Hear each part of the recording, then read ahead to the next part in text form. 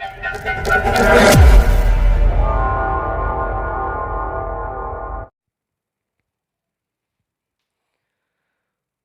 Students, so I welcome all of you my YouTube channel Rathore classes Mirzaganj. जी हाँ दोस्तों, तो आज हम आप लोगों के लिए एक नया चैप्टर लेकर के आए हैं जिसका नाम है कोशिका चक्र और कोशिका विभाजन। अगले चैप्टर का नाम क्या है? कोशिका चक्र और कोशिका विभाजन। तो इसके जस्ट पहले हमने क्या पढ़ाया? कोशिका के बारे में पढ़ाया, कोशिका जीवन की इकाई, कि आखिर में कोशिका होता क्या है। तो उसी से रिलेटेड कोई चैप्टर था, इसीलिए हमने इसी चैप्टर को लिया और वो कोशिका था 8वां चैप्टर। और ये कोशिका चक्र और कोशिका विभाजन कितना चैप्टर है? ये 10वां चैप्टर है। कितना चैप्टर है? ये 10वां चैप्टर है। तो उसी से रिलेटेड है। अभी अभी फिलहाल कोशिका के बारे में पढ़े हैं, इसीलिए कोशिका विभाजन और कोशिका चक्र के बारे में भी पढ़ लेते हैं, ठीक है ना। तो फिर यहाँ से अच्छा रहेगा, जल्दी अच्छा से समझ में आएगा।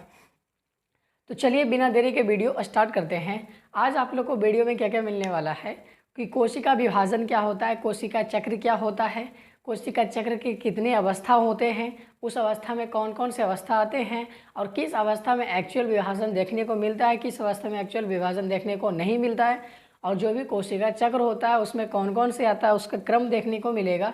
तो इन सारी बातों के बारे में आज हम बात करने वाले हैं। तो चलिए सबसे पहले बताते हैं कोशिका विभाजन के बारे में। सबसे पहले किसके बारे में बताते हैं? कोशिका विभाजन के बारे में। तो यहाँ पर से आप लोग को पता चल रहा होगा विभाजन। विभाजन का मतलब क्या होता है? बंटवारा। विभाजन का मतलब बंटवारा। बंटवारा मतलब बांटना। बंटवारा का मतलब भी क्या होता है? बांटना।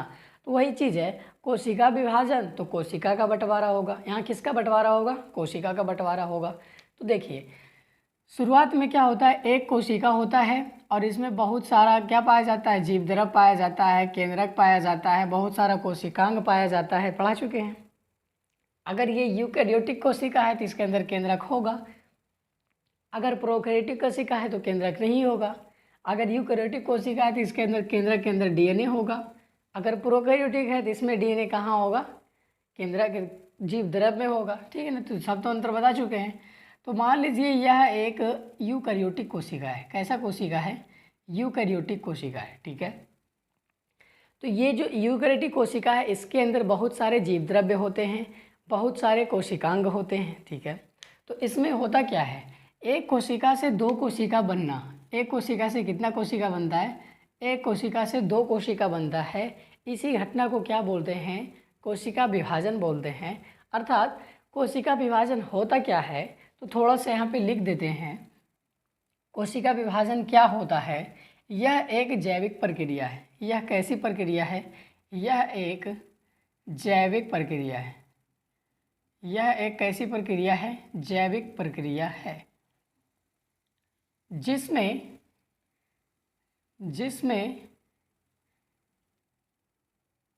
एक कोशिका विभाजित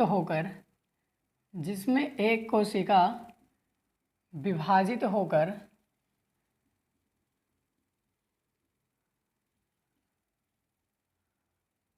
दो नए कोशिका का निर्माण करती है।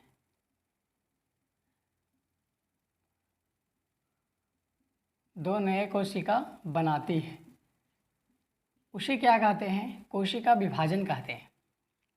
तो कोशिका विभाजन क्या होता है, सिंपली सी बता दें कि यह एक जैविक प्रक्रिया है। कोशिका विभाजन कैसी प्रक्रिया है? जैविक प्रक्रिया।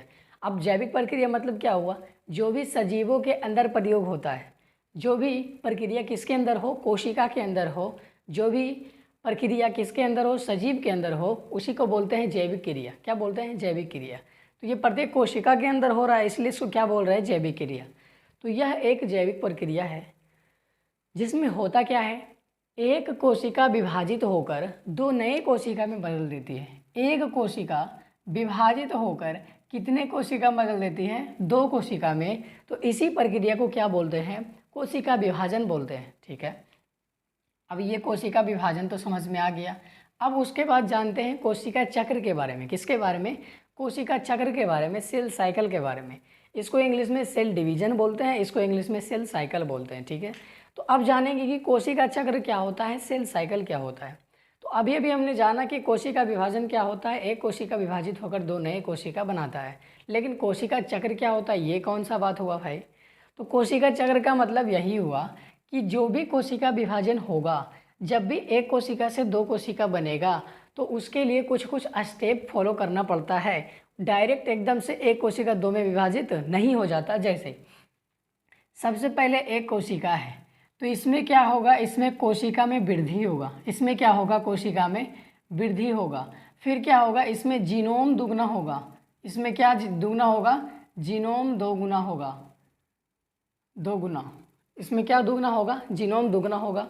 पहले एक कोशिका था, फिर इसमें कोशिका में वृद्धि होगी, फिर इसका जीनोम दुगना होगा, फिर क्या होगा, फिर इसके अंदर क्या बनेगा, इसके अंदर तारक का निर्माण होगा। किसका निर्माण होगा, तारक का निर्माण होगा।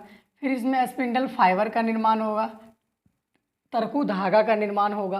फिर इसमें गुणसूत्र बीच में सज जाएगा, गुणसूत्र कहाँ सज जाएगा, बीच में सज जाएगा। फिर अलग अलग होगा, फिर इसको क्या करेगा, अलग से इसमें केंद्रक द्रव्य विभाजन होगा, एक दो को केंद्रक बन जाएगा। एक कोशिका के अंदर कितना केंद्रक बन जाएगा, दो केंद्रक बन जाएगा। सब कुछ दुगना होगा तो दो केंद्रक तो बनना तय है, ठीक है। तो अच्छा सोचिए, हमको एक कोशिका से दो कोशिका बनाना है। एक कोशिका से कितना कोशिका बनाना है, दो कोशिका। तो एक कोशिका के अंदर एक माइटोकॉन्ड्रिया होता है, पता है। अगर ये विभाजन किया तो मान लीजिए एगो में एगो चला गया तो दूसरे में माइटोकॉन्ड्रिया जाएगा, नहीं जाएगा। तो इसके लिए हमको करना क्या होगा, कोशिका को बंटवारा करने से पहले उस कोशिका के अंदर जितना भी मटेरियल है, जितना भी पदार्थ है, जितना भी जीव द्रव्य है, जितना भी कोशिकांग है, सबको क्या करेंगे, डबल कर लेंगे। तभी तो बांटने में आसानी होगी। अगर दो चीज़ रहेगा तभी तो दो व्यक्ति में बांटेंगे। पता चलेगा एक ही कलम है और दो व्यक्ति को देना है तो हो पाएगा, नहीं हो पाएगा। इसीलिए हम क्या करते हैं, अगर जो किसी को बांटने का मन होता है दो व्यक्ति को, तो उसके लिए दो व्यक्तियों के लिए बराबर हिस्से में पार्टिकल एब्जॉर्ब करते हैं, मतलब उसको रखते हैं, तभी तो बांट पाते हैं। जैसे दो पेन है तभी तो दो व्यक्ति को दे पाएंगे। अगर एक ही पेन है, दो व्यक्ति में बांटना है तो कैसे हो सकता है, क्या तोड़ के बांटेगा, फिर इसका फायदा क्या होगा। तो वही बात है, अगर एक कोशिका से दो कोशिका बना रहे हैं तो उसके अंदर की जितना भी मटेरियल होता है सब उसको क्या कर देते हैं, दुगना कर देते हैं, ठीक है। अब उसके बाद लास्ट में क्या होता है, यहाँ से दो कोशिका बन जाता है। कितना कोशिका बन जाता है, दो कोशिका। तो डायरेक्टली नहीं बन जाता है, डायरेक्टली एक कोशिका से दो कोशिका नहीं बन जाता है। उसके लिए बीच में कुछ अवस्थाएं आती है। क्या आती है, अवस्थाएं आती है। और ये हमेशा चलते रहता है, ये हमेशा क्या होते रहता है, चलते रहता है इस प्रकार से, ये हमेशा इस प्रकार से चलते रहता है। फिर जब भी क्या होगा, ये कोशिका बनेगा, फिर इसमें क्या होगा, इसमें फिर वृद्धि होगा, फिर इसमें जीनोम दुगना होगा, फिर इसमें जीनोम दुगना होगा, फिर इसको के अंदर द्रव्य घेर लेगा, फिर ये दो कोशिका में बढ़ जाएगा। तो ये हमेशा चलते रहता है, इसीलिए इसको बोलते हैं कोशिका चक्र। इसको क्या बोलते हैं, कोशिका चक्र। कोशिका विभाजन के लिए कोशिका चक्र, ठीक है। तो कोशिका चक्र समझ में आया होगा, ठीक है। अब जानते हैं कि कोशिका चक्र के दो परावस्थाएं होते हैं। कोशिका चक्र के कितने परावस्थाएं होते हैं, दो। एक पहला है अंतरावस्था और दूसरा है एम अवस्था। पहला क्या है, अंतरावस्था। पहला अंतरावस्था को इंग्लिश में बोलते हैं इंटरफेज। इसको इंग्लिश में क्या बोलते हैं, इंटरफेज, और इसको इंग्लिश में यम फेज बोलते हैं, ठीक है।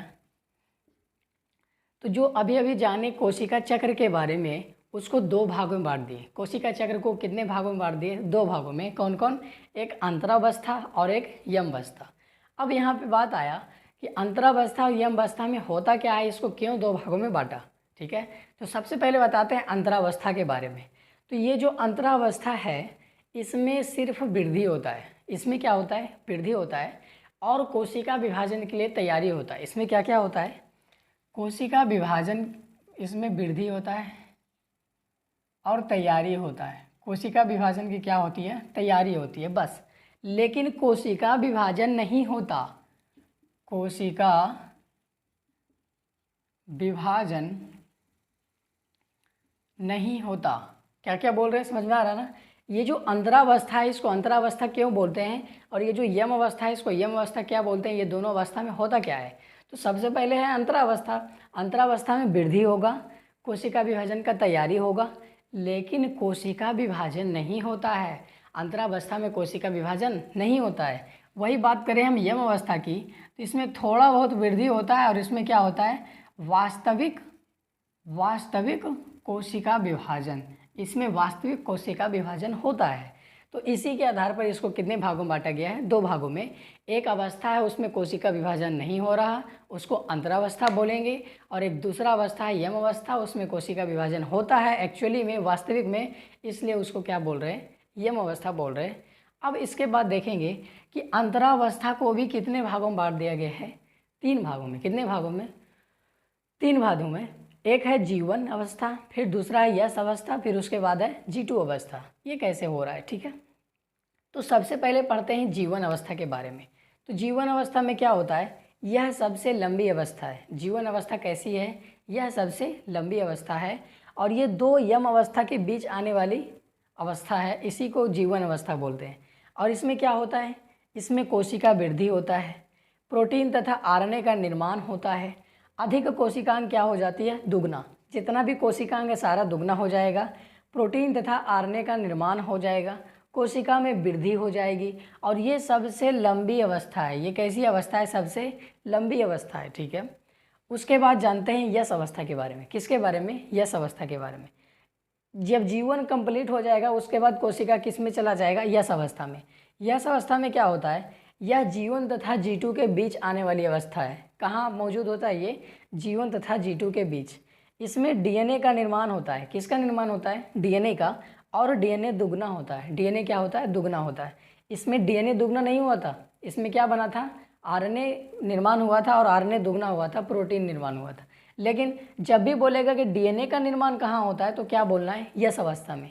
आपसे क्वेश्चन सिर्फ इस तरह से पूछा जाएगा, बोल देगा प्रोटीन तथा आरएनए का निर्माण किस अवस्था में होता है, तो ये जीवन अवस्था में। पूछ देगा डीएनए का निर्माण तथा डीएनए का कॉपी कहाँ होता है, तो बोलिएगा यश अवस्था में। पूछ देगा हिस्टोन प्रोटीन तथा तारकाय का निर्माण कहाँ होता है, तो बोल देना यश अवस्था में। तो ये अवस्था के बारे में याद रखना है कि कौन अवस्था में कौन सी घटनाएं हो रही है, ठीक है, क्लियर है। अब उसके बाद जानते हैं G2 अवस्था के बारे में। किसके बारे में, G2 अवस्था के बारे में। तो जब यश अवस्था कंप्लीट हो जाता है उसके बाद कोशिका कहाँ चला जाता है, G2 अवस्था में। G2 अवस्था क्या होता है, यह यश तथा यम के बीच आने वाली अवस्था है। यह कैसी अवस्था है, यश तथा यम के बीच आने वाली अवस्था है। यह माइटोकॉन्ड्रिया तथा लवक दुगनी होती है। इस अवस्था में क्या दुगनी होती है, माइटोकॉन्ड्रिया तथा लवक। ऐसे तो अधिकतर सारा कोशिकांग कहाँ दुगना हो जाता है, जीवन अवस्था में। लेकिन यश अवस्था के बाद जो G2 अवस्था होता है, इसमें एक स्पेशल कोशिकांग माइटोकॉन्ड्रिया तथा लवक, ये सब क्या होता है, दुगना होता है।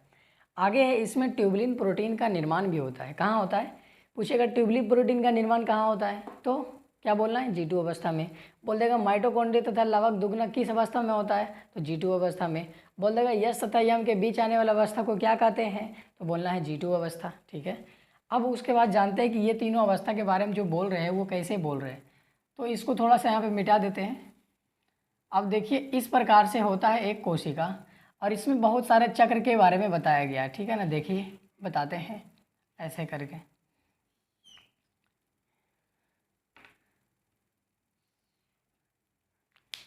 इसको बोलते हैं यम अवस्था, इसको बोलते हैं जीवन अवस्था, इसको बोलते हैं यश अवस्था, और इसको बोलते हैं G2 अवस्था, ठीक है।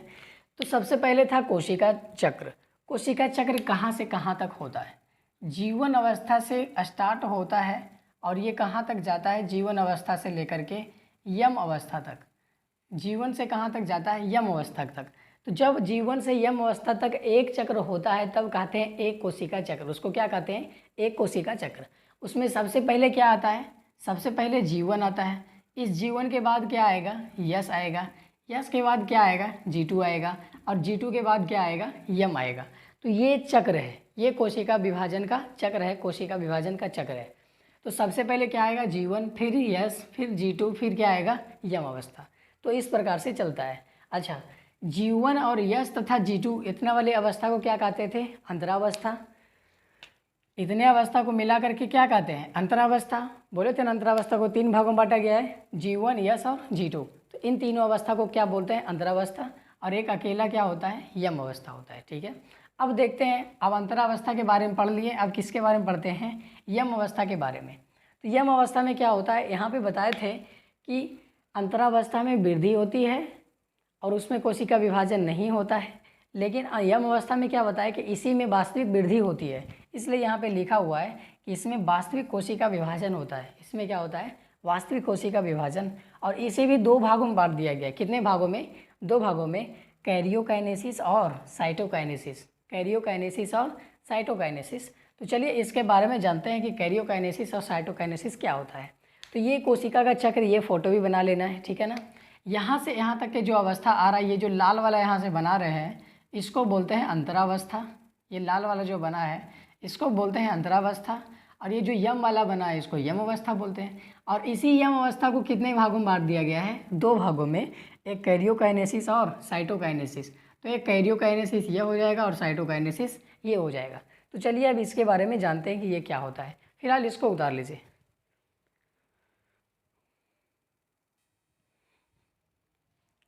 अब जानते हैं यम अवस्था को दो भागों में बांटा गया है, अभी भी बताए थे।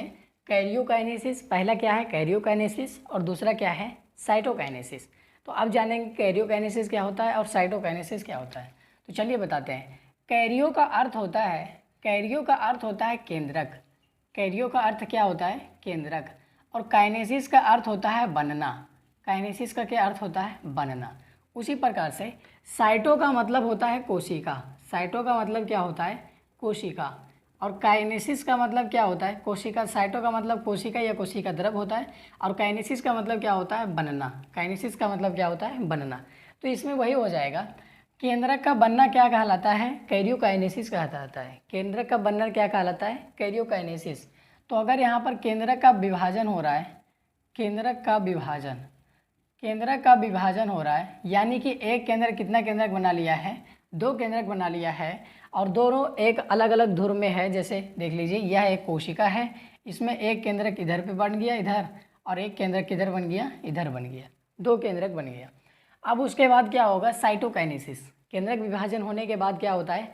साइटोकाइनेसिस। साइटोकाइनेसिस में क्या होता है? जीव द्रव्य का विभाजन होता है। इसमें किसका विभाजन होता है?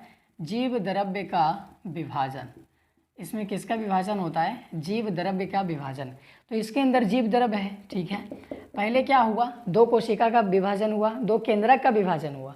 उसके बाद क्या होगा? इस जीव द्रव्य का विभाजन होगा। और इस जीव द्रव्य का विभाजन कैसे होता है? इस प्रकार से होता है, देख लीजिए। इसमें अलग जीव द्रव्य आ गया, इसमें अलग जीव द्रव्य आ गया, और इसमें एक केंद्रक आ गया और एक केंद्रक इसमें आ गया। तो इस प्रकार से क्या होता है? इस प्रकार से एक कोशिका इससे बन जाता है और एक कोशिका इससे बन जाता है, और इसके अंदर भी एक केंद्रक और इसके अंदर भी एक केंद्रक रह जाता है। तो इस प्रकार से एक कोशिका से क्या बनता है? दो कोशिका बनता है। और एक जो भी बनता है ये एक चक्र के रूप में बनता है, और ये हमेशा क्रिया चलते रहती है, और यह एक जैविक प्रक्रिया होती है। क्लियर है? तो थोड़ा सा वर्बली रिवीजन कर दिए हमारे साथ।